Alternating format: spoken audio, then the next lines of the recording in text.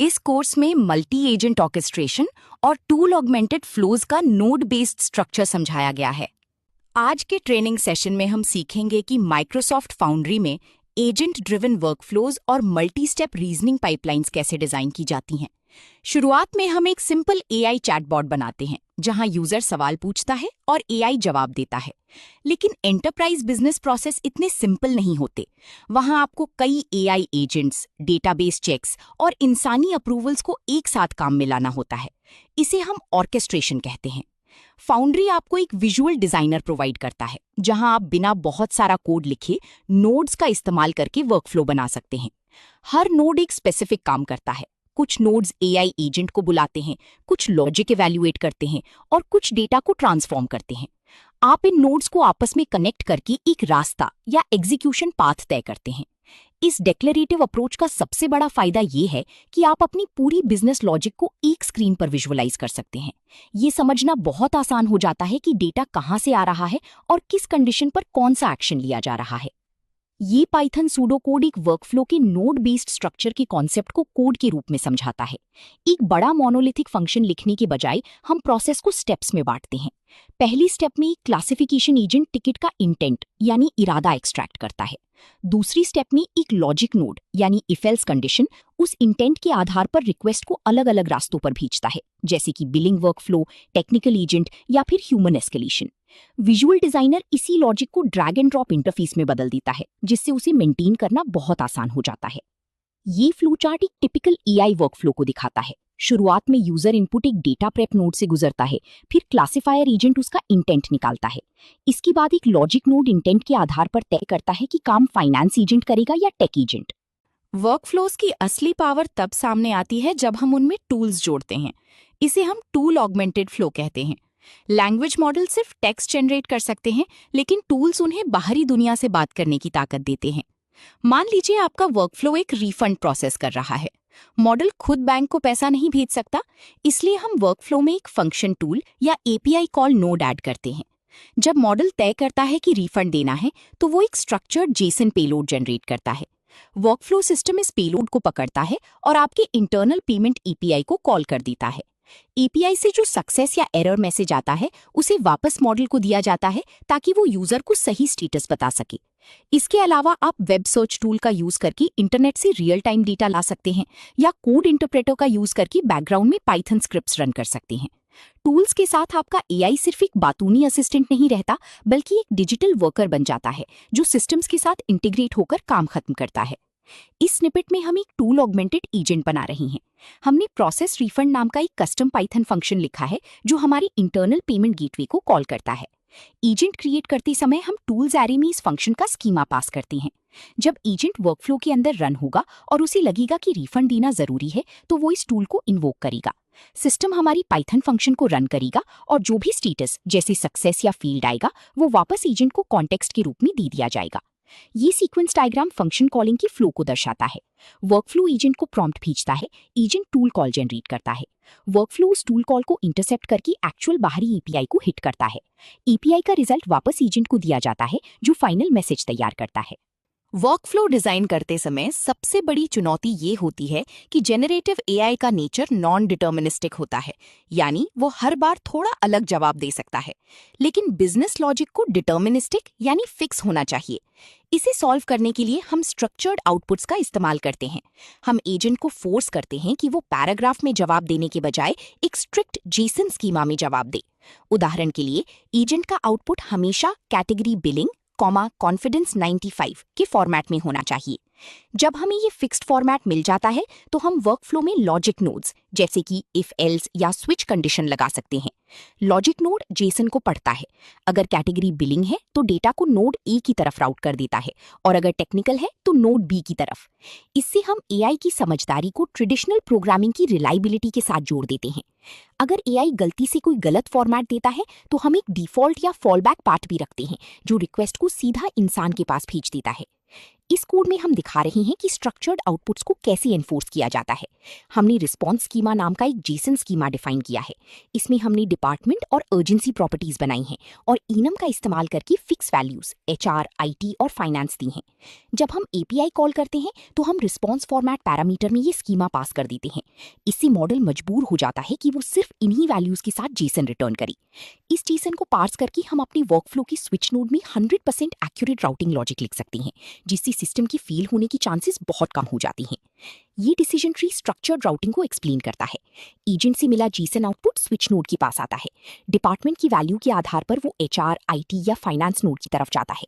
अगर output schema से match नहीं करता तो फॉलबैक पाथ उसे ह्यूमन रिव्यू के लिए भेज देता है।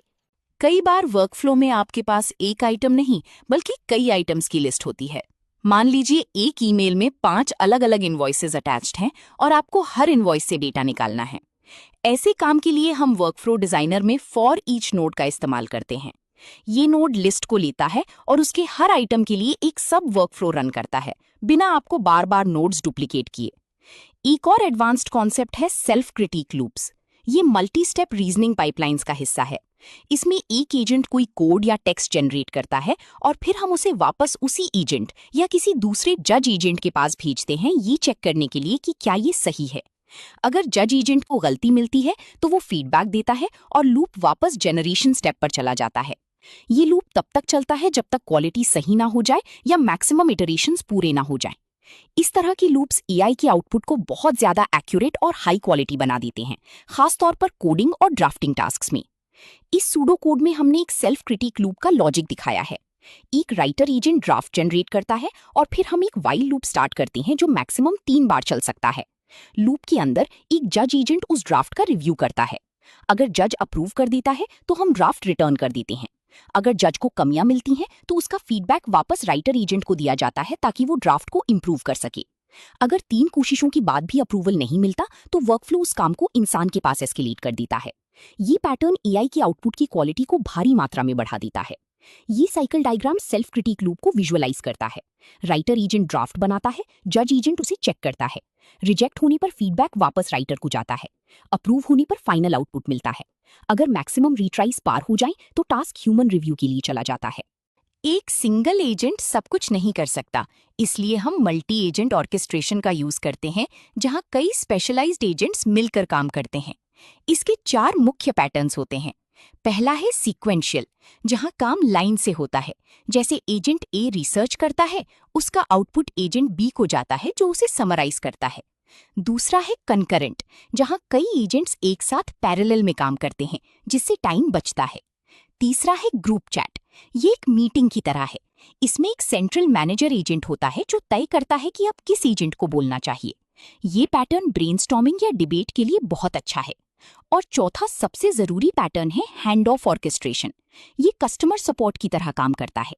एक रिसेप्शनिस्ट एजेंट यूजर से बात शुरू करता है और जब उसे लगता है कि यूजर को बिलिंग की प्रॉब्लम है तो वो पूरी कॉन्टेक्स्ट हिस्ट्री के साथ उस चैट को एक स्पेशलाइज्ड बिलिंग एजेंट को हैंड ऑफ यानी ट्रांसफर कर देता है। ये आर्किटेक्चरल पैटर्न्स आपको बड़ी और स्केलेबल एआई सिस्टम्स बनाने की पावर देते हैं। इस सूडो कोड में हमने हैंड ऑफ ऑर्केस्ट्रेशन का बहुत ही सिंपल और इफेक्टिव कॉन्सेप्ट दिखाया है। जब कोई यूजर इनपुट आता है तो एक राउटर एजेंट उसे क्लासिफाई करता है कि ये किस डिपार्टमेंट का काम है। इसके बाद इफ एलिफ ब्लॉक्स का यूज करके हम उस रिक्वेस्ट को एक स्पेशलाइज्ड एजेंट जैसे कि बिलिंग एजेंट या टेक एजेंट को ट्रांसफर कर देते हैं। सबसे खास बात यह है कि हम चैट हिस्ट्री भी साथ में पास कर रहे हैं ताकि नए एजेंट को पता हो कि अब तक क्या बात हुई है और यूजर को अपनी प्रॉब्लम दोबारा ना बतानी पड़ी। ये एक बहुत ही स्मूथ यूजर एक्सपीरियंस बनाता है। ये flow chart hand of pattern को दिखाता है। यूजर चैट राउटर एजेंट के पास आती है जो उसे सही स्पेशलिस्ट एजेंट टेक या बिलिंग को भेज देता है। एजेंट्स अपना काम पूरा करते हैं। अगर टेक एजेंट को लगता है कि बिलिंग का भी काम है तो वो सीधे बिलिंग एजेंट को भी हैंड ऑफ कर सकता है। वर्कफ्लोज में डेटा को एक नोड से दूसरे नोड तक ले जाते समय अक्सर उसे मॉडिफाई या ट्रांसफॉर्म करना पड़ता है। इसके लिए माइक्रोसॉफ्ट फाउंड्री वर्कफ्लोज में पावर एफएक्स का सपोर्ट देता है। पावर एफएक्स एक लो कोड लैंग्वेज है जो एक्सेल की फॉर्मूलो जैसी दिखती है। आप इसका इस्तेमाल करके जेसन डेटा को पार्स कर सकते हैं, स्ट्रिंग्स को जोड़ सकते हैं या डेट और टाइम को फॉर्मेट कर सकते हैं बिना किसी भारी कस्टम पाइथन कोड लिखे। ये विजुअल डिजाइनर को बहुत पावरफुल बना देता है। जब आपका वर्कफ्लो डिजाइनर में बनकर तैयार हो जाता है तो बैकग्राउंड में उसका एक YAML फाइल जनरेट होता है। आप इस वर्कफ्लो को अपनी वेब ऐप या बैकएंड सर्विस से कॉल कर सकते हैं। इसके लिए आप Azure AI Projects SDK का यूज करते हैं और वर्कफ्लो का नाम पास करके उसे प्रोग्रामेटिकली इन्वोक करते हैं। ये अप्रोच विजुअल बिल्डिंग की स्पीड और कोड की फ्लेक्सिबिलिटी दोनों प्रोवाइड करती है। अगर आपको ये वीडियो पसंद आया तो लाइक और सब्सक्राइब जरूर करें। अपने EI 103 सर्टिफिकेशन की सॉलिड तैयारी के लिए quicktechie.com पर विजिट करें, जहां आपको premium question banks, e books, audio books, full training और इंटरव्यू गाइड्स मिलेंगे। इस फाइनल कोड स्निपेट में हम दिखा रहे हैं कि फाउंड्री पोर्टल में बनाए गए विजुअल वर्कफ्लो को अपने कस्टम पाइथन कोड से कैसे कॉल किया जाता है। हम EI प्रोजेक्ट क्लाइंट को इनिशियलाइज करते हैं, फिर हम project client dot workflows dot run method का यूज करते हैं। यहाँ हम वर्कफ्लो नेम में उस वर्कफ्लो का नाम देते हैं जो हमने पोर्टल में सेव किया था, जैसे कस्टमर सपोर्ट पाइपलाइन, और इनपुट्स डिक्शनरी में वो डेटा पास करते हैं जिस पर वर्कफ्लो को काम करना है। ये सिंगल API कॉल बैकग्राउंड में उस पूरी कॉम्प्लेक्स नोड ग्राफ और मल्टी एजेंट लॉजिक को एग्जीक्यूट कर देती है और हमें फाइनल आउटपुट लाकर दे देती है।